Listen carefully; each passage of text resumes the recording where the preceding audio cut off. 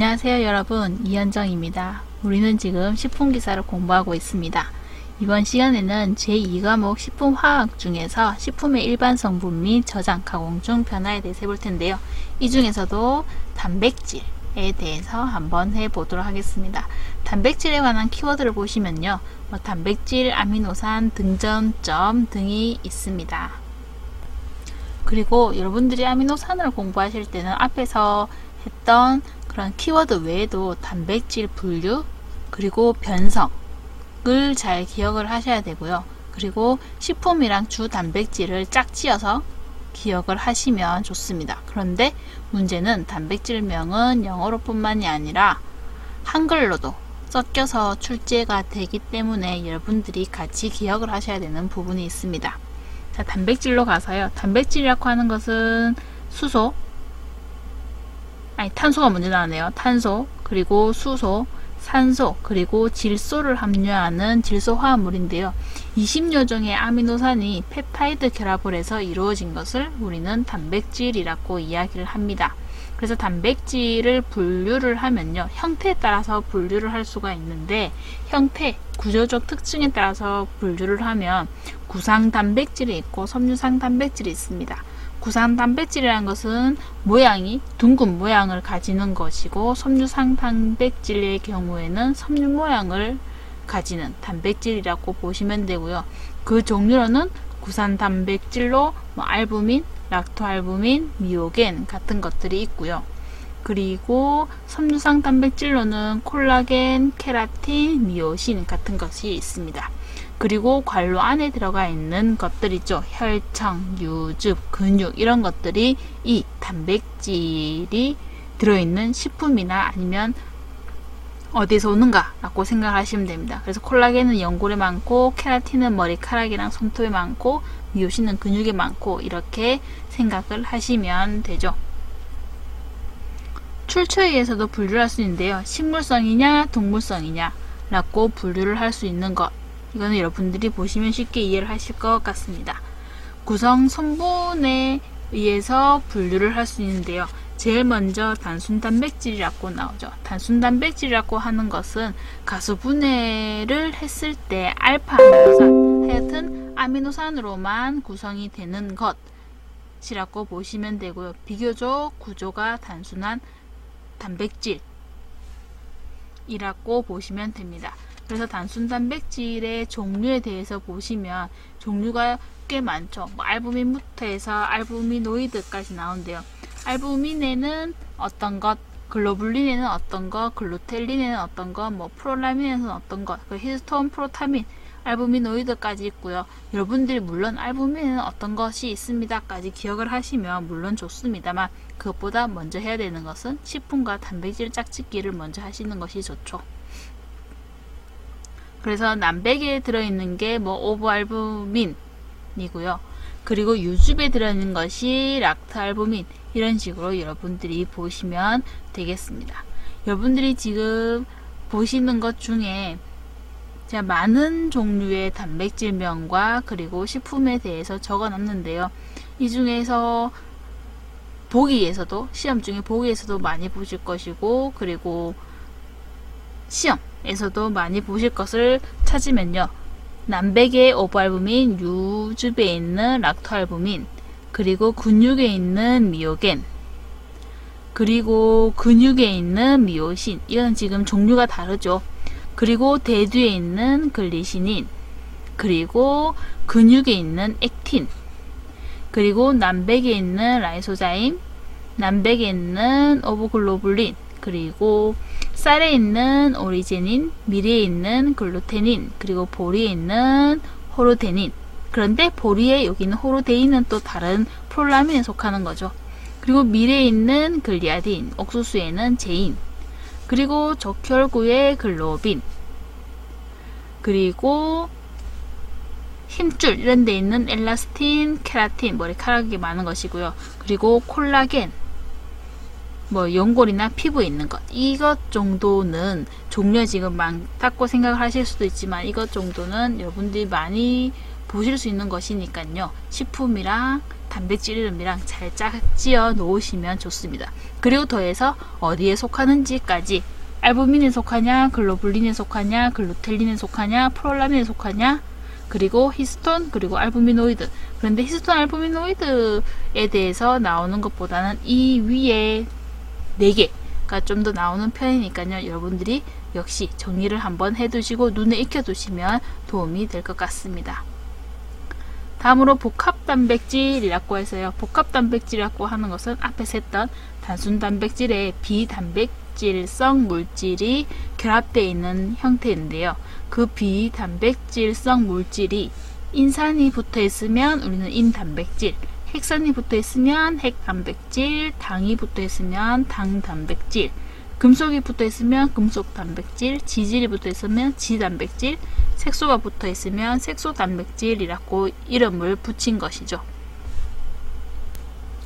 그리고 역시 식품과 단백질 중에서 여러분들이 많이 볼 것 같은 것을 꼽아주세요 라고 하신다면 우유에 있는 카제인, 그리고 탈계에 있는 뮤신, 그리고 남백에 있는 뮤코이드, 그리고 연체동물의 혈액에 있는 게 헤모시아닌이죠. 그래서 연체동물의 혈액 같은 경우는 금속 단백질이 같이 들어있어서 좀 녹색, 푸른색을 띈다고 이야기를 합니다.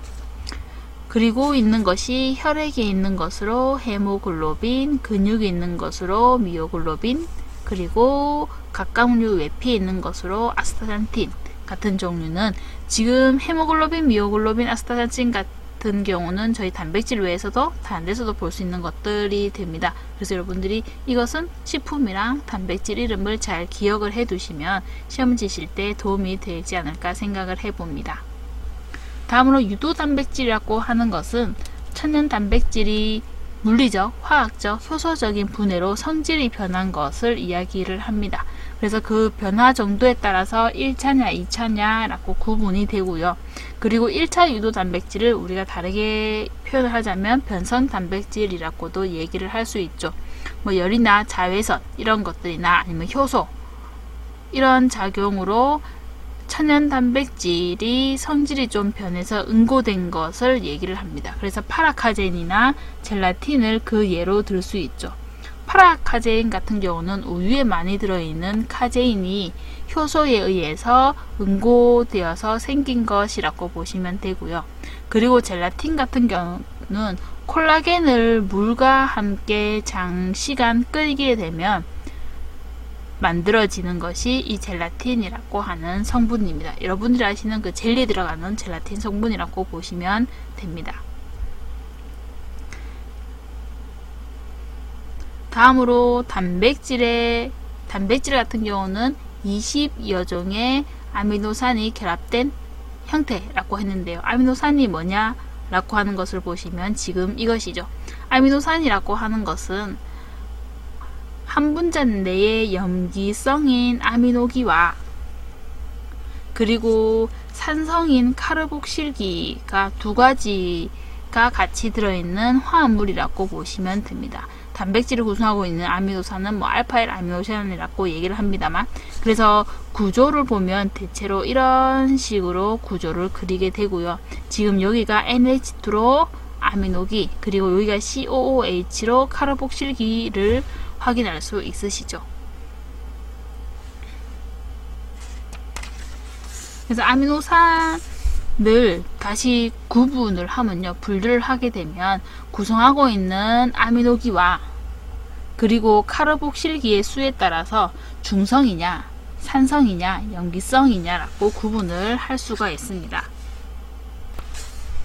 앞서서 아미노기 같은 경우는 염기성이라고 우리가 얘기를 했고요. 카르복실기 같은 경우는 산성이라고 이야기를 했죠. 그래서 중성 아미노산 같은 경우는 아미노기와 카르복실기의 수가 같은 것이고요. 그리고 산성 아미노산은 산성을 띠는 카르복실기의 수가 더 많은 것, 그리고 염기성 아미노산 같은 경우는 아미노기, 염기성을 띠는 아미노기의 수가 더 많은 것이라고 보시면 됩니다. 그래서 각각 음전화를 띠고 양전화를 띠는 것이고요. 그리고 염기성을 띠는 아미노산의 종류는 아르기닌과 히스티딘과 라이신이 있는 것이고요. 그리고 뭐 산성 아미노산을 띠는 것은 뭐 아스파르트산이나 글루탄산 같은 것들이 있는데, 염기성 아미노산을 띠는 이 세 가지는 여러분들이 기억을 해 두시는 것이 좋을 것 같습니다. 가끔 시험에 다음 중 뭐 구성하고 있는 아미노기 카르복실기수에 따라서 구분하면 중성, 산성, 염기성인데, 염기성 아미노산이 아닌 것을 찾으세요 라고 해서 섞여서 문제가 나오기도 하거든요. 그래서 이렇게 아르기닌, 히스티딘, 라이신은 기억을 해 두시는 것이 좋을 것 같습니다. 그리고 측세인 알의 위치에 따라, 알이 어디에 있어요 라고 하면 여기에 있죠. 이 알의 종류에 따라서 황을 함유하고 있느냐, 그리고 벤젠골이나 아니면 그 유도체를 함유하고 있느냐, 그리고 열린 고리구조, 지방족을 가지고 있느냐, 환상이냐, 뭐 기타, 이런 식으로 구분을 하기도 합니다. 이것은 여러분들이 한번 읽어보시면 될 것 같습니다. 필수 아미노산이라고 하는 개념이 나오는데요. 필수 아미노산의 경우는 인체 내에서 거의 합성되지 않은데 내 인체의 단백질 형성에는 꼭 필요한 것이기 때문에 식품으로부터 반드시 섭취해야 하는 아미노산을 우리는 필수 아미노산이라고 얘기를 합니다. 필수 아미노산의 경우는 만약에 한 종류가 결핍이 되거나 부족하면 성장이 정지 또는 지연이 되기 때문에 우리가 필수 아미노산은 중요하다고 얘기를 하죠. 그리고 식품 단백질 중에 필수 아미노산 함량은 단백질의 영양적 가치 평가의 기준이 되기도 합니다. 성인의 경우에는 8종이라고 얘기를 하고요. 어린이의 경우는 이 8종에 2종을 더해서 총 10종을 이야기를 합니다. 그래서 페니알라닌, 메티오닌, 루신, 이소루신, 트립토판, 발린, 라이신, 트레오닌 같은 경우가 성인의 경우에 필수 아미노산이라고 얘기를 하고요. 어린이의 경우에는 아르기닌과 히스티딘을 더해서 총 10종의 필수 아미노산을 가지게 되죠. 그리고 여기서 아르기닌과 히스티딘은 이 2종만을 제가 표현한 것이고요. 그 필수 아미노산을 기억하는 것으로 제가 이렇게 표현을 해 보았는데요. 10시니까 루이아 티비아 라이트를 끓여야 해야죠. 제가 맞춰보았는데 여러분들이 꼭 이렇게 기억을 하지 않더라도 자신만의 방법으로 써도 좋으니까 기억을 해 두시면 좋을 것 같습니다. 다음으로 제한아미노산이라고 하는 것이 나오는데요. 제한아미노산의 경우는 단백질의 영양가는 함유되어 있는 필수 아미노산 중에서 사람이 필요로 하는 양에 대해서 가장 부족한 아미노산에 의해 좌우됩니다. 그래서 가장 부족한 아미노산을 우리는 제한 아미노산이라고 이야기를 하죠. 그래서 대두의 경우에는 메티오닌이 제한 아미노산이 되고요. 쌀의 경우에는 라이신과 트립토판이 제한 아미노산이 됩니다.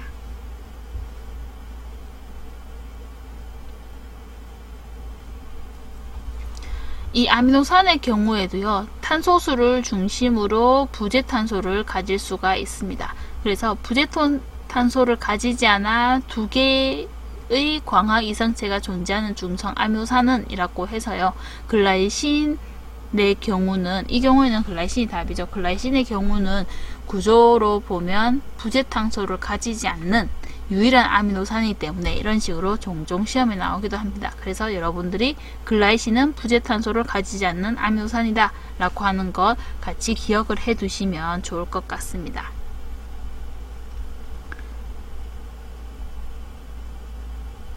아미노산의 성질로 가서요, 보시면 용해성의 경우는 여러분들이 한번 읽어보시면 충분할 것 같고요. 그리고 양성전해질이라고 하는 것을 저와 함께 보도록 하죠. 양성전해질에서 먼저 가기 전에 아미노산의 구조를 다시 한번 더 보시면요, 아미노산이라고 하는 것은 구조가 이렇게 생겼죠. 지금 알칼리로 작용하는 아미노기와 그리고 산성으로 작용하는 카르복실기를 같이 가지고 있는 양성 물질이 바로 아미노산입니다. 그리고 이 아미노산은 수용액 중에 들어가게 되면 이 카르복실기 같은 경우는 COO라는 음이온으로 좀 해리가 되고요. 그리고 아미노기는 NH3+인 양이온으로 해리가 됩니다. 그래서 양성 이온, 플러스와 마이너스 이온을 가지고 있는 양이온과 음이온을 같이 가지고 있는 상태로 존재하기 때문에 양성 전해질이라고 이야기를 합니다. 그래서 이 양성 전해질인 아미노산 용액을 전기영동 장치에 넣고 전류를 통하게 되면요, 이 아미노산이 산성 용액에서는 플러스 이온이 많이 들어있고, 그래서 플러스 이온을 더 받게 되고, 그래서 NH2라고 표현을 했던 이 부분 아미노기가 NH3 플러스라고 하는 양성 플러스 이온을 받아서 플러스로 하전이 되고요, 산성 용액에서는. 그래서 결국은 음극으로 이동을 하게 됩니다. 그리고 알칼리 용액 중에는 OH 이온이 존재를 하게 되죠. 그래서 해리가 좀 억제되는 게 있기 때문에 COOH인 카르보닐기의 경우가 COO- 음이온으로 하전이 되기 때문에요, 결국 양극으로 이동을 하게 됩니다. 이렇게 양성 전해질을 가지는 것이 아미노산인데요.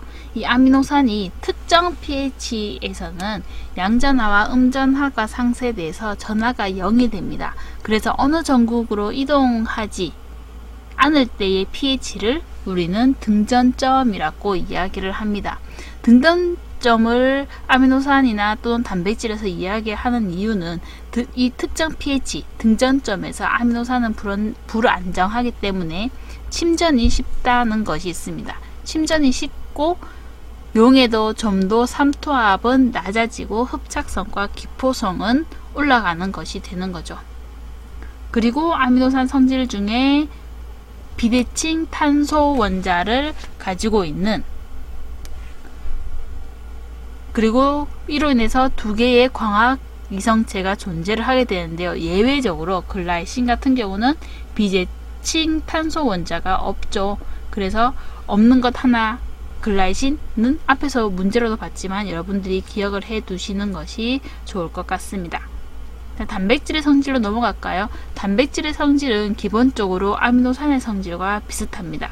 우선 단백질 같은 경우는 아미노산이 여러 개 붙어서 되어 있는 화합물이기 때문에요. 이것은 고분자 화합물이라고 보셔야 됩니다. 그리고 용해성을 보시면 콜로이드 용액을 형성을 하고요. 그리고 염석이라고 해서 안에 염류가 많을 때 단백질이 침전되는 현상을 이야기를 합니다.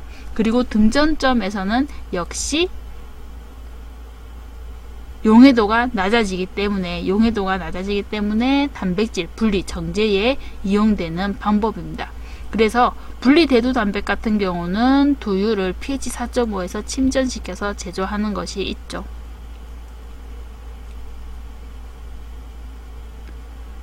그래서 여기 나오는 것은 식품 단백질, 대표적인 식품 단백질의 등전점이고요. 여러분들은 카제인 같은 경우는 많이 보실 것 같으니까 한 번 더 눈에 익혀두시는 것이 좋을 것 같습니다. 다음으로 전기영동 내용이 나오는데요. 단백질의 전기영동 내용은 기본적으로 아미노산의 양성 전해질에도 나왔었죠. 그 내용과 거의 같습니다. 그래서 함께 보시면 되는 것인데요. 등전점에서보다 낮은 pH 용액, 다르게 얘기하면 산성 용액이었죠. 산성 용액에서는 플러스로 하전되고 등전점보다 높은 pH 용액, 염기성 용액이라고 보시면 됩니다. 근데 여기서는 산성 염기성이라고 하는 것은 앞에 아미노산에 나오는 것을 제가 같이 얘기를 하기 위한 것이고요. 반드시 뭐 pH 7보다 높은 것 염기성이고 pH 7보다 낮은 것이 산성입니다 라는 것을 의미하는 것은 아닙니다. 등전점보다 높은 pH에서는 마이너스로 하전이 되죠. 그래서 이것 같은 경우는 분리, 단백질 분리 정제, 뭐 순도 검정 같은데 이용을 할 수가 있습니다. 단백질도요, 정색 반응이 있고요. 그리고 여러분들은 단백질 정색 반응의 경우에는 앞에서 탄수화물 내용이 나오거든요. 앞 페이지에 보시면. 그런데 탄수화물의 정색 반응도 있는데 이것들이 서로 헷갈리지 않게 공부를 하시면 될 것 같습니다. 그래서 단백질 정색 반응에는 린하이드린 반응, 뷰렛 반응, 크산도 프로테인 반응, 밀론 반응, 황 반응 등이 있다라고 먼저 봐두시는 것이 좋겠습니다. 그리고 이 뒷페이지 가면 하나 더 있죠. 호킨스 콜 반응까지 해가지고 이런 것들이 단백질의 정색 반응이구나 라고 보시면 되고요. 그리고 이걸 먼저 기억을 하시고 그 다음에는 뭐 닌하이드린 반응은 아미노산을 위한 것이다. 그리고 뷰렛 반응은 2개 이상의 펩티드 결합이 존재한 단백질을 위한 것이다. 이런 식으로 구분을 해서 한번 봐두시면 되겠죠.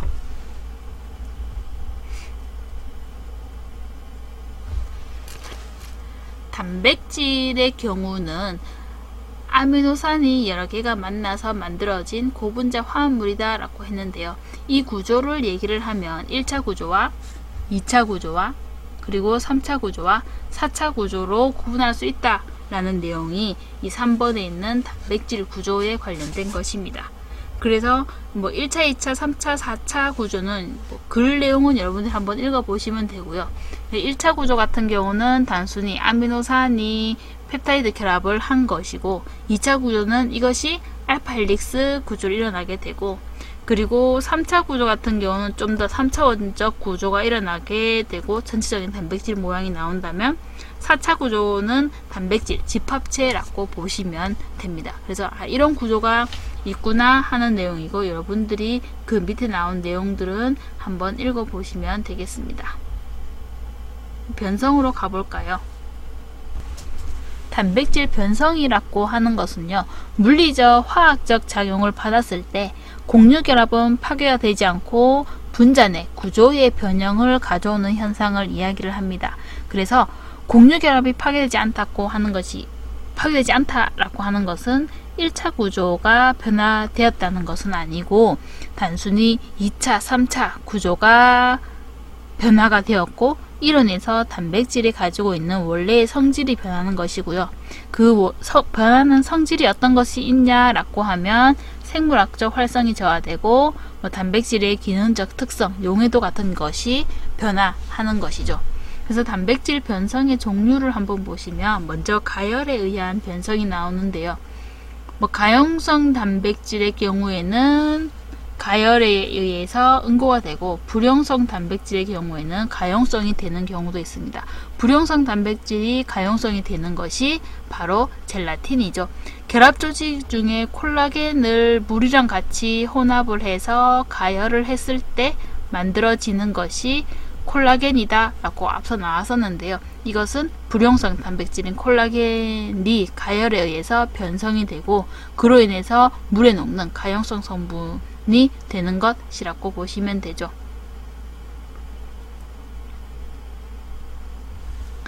다음으로 동결, 건조에 의한 변성을 보시면 건조에 의해서 직쇄상의 폴리펩타이드 사슬 사이에 수분이 제거되고 이로 인해서 폴리펩타이드 사슬이 서로 접근해서 재결합하고 견고한 구조로 변화하는 것인데요. 생선 건어물이 그 예가 되겠습니다. 그리고 동결에 의한 것이 있는데요. 동결 같은 경우는 물이 얼음으로 인해서 단백질 입자가 역시 서로 접근해서 결합하고 액체, 빈결로, 여기서 말하는 액체는 물이 어는 것을 얘기를 하죠. 물이 얼어서 같이 존재하는 염류나 산의 농도가 상대적으로 높아지고 이로 인해서 단백질 분자가 서로 결합해서 염석이 되어서 염석 현상이 나타나서 변성이 되는 것이 동결에 의한 변성인데요. 동결 같은 경우는 물론 이 내용은 여러분들이 그냥 한번 읽어보고 이해를 하셔도 되는 부분인데 이 드립 현상은 한번 봐두셔야 됩니다. 동결식품을 해동을 시키면 변성된 단백질이 재배열이 되면서 물과의 친화력은 똑같이 갈 수는 없죠. 그래서 물과의 친화력은 저하되고 이로 인해서 식품의 보수성은 저하되고 식품의 보수성이 저하되니까 그만큼 수분이 유출되는 현상을 드립이라고 얘기를 합니다. 그래서 드립 현상을 최소화하기 위해서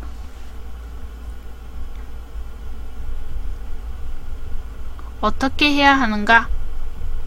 드립 현상을 최소화하기 위해서 어떻게 해야 되는가 라고 하면 얼음 결정을 좀 작게 만들어야 되고요. 그리고 변성의 시간을 최소로 만들어야 되기 때문에 최대 빈 결정 생성대 이름 그대로 빈 결정이 얼음 조각이 생성되는 시간을 보시면 되는데요. 이 최대 빈 결정 생성대를 빨리 통과시키고, 그리고 해동 시에는 10도씨 부근의 공기 중에서 완만하게 해동하는 것이 좋습니다. 다음으로 산에 의한 변화가 있는데요. 산 같은 경우는 산 또는 알칼리를 가게 되면 단백질이 가진 전하가 변하게 되겠죠. 그리고 그 변화에 의해서 변성, 응고로 인해서 단백질은 변성을 일으켜서 침전이 일어나게 됩니다. 그래서 달걀의 알부민 같은 경우는 등전점은 4.8 정도가 되고요. 그리고 이보다 약간 산성 쪽에서는 거품이 잘 일어나게 되죠.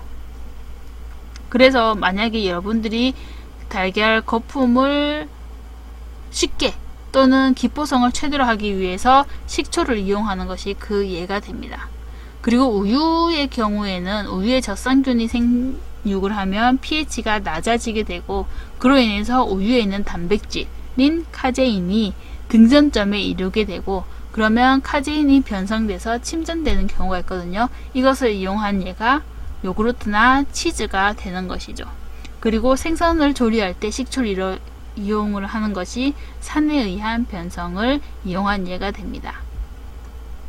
다음으로 염류에 의한 변성인데요. 식품 중에 있는 알부민이나 글로불린 같은 것은 염류에 의해서 변성, 응고되는 경우가 많습니다. 그 예가 두부가 대표적인 예죠. 두부에 있는 콩에 있는 것이 글라이시닌인데, 글라이시닌 같은 경우는 가열만으로는 응고가 잘 되지 않습니다. 그런데 이런 이가 양이온을 넣게 되면 응고하는 성질을 가지게 되는 거고요. 다음으로 효소에 의한 변성을 보시면 우유 단백질에 많이 들어있는 것이 카제인이죠. 카제인이 있는데 이 카제인의 경우, 여기선 카파카제인입니다. 카파카제인의 경우에는 효소인 레닌을 만나게 되면 이 파라카파카제인이 되고, 여기에 당을 함유한 글리코마이크로펩티드가 되는 것이 되고요. 그리고 이 펩티드가 방치되면 카제인 미세, 이 카제인은 불안정화돼서 우유에 들어있는 칼슘 이온과 결합을 해서 결국 응고가 되게 되죠.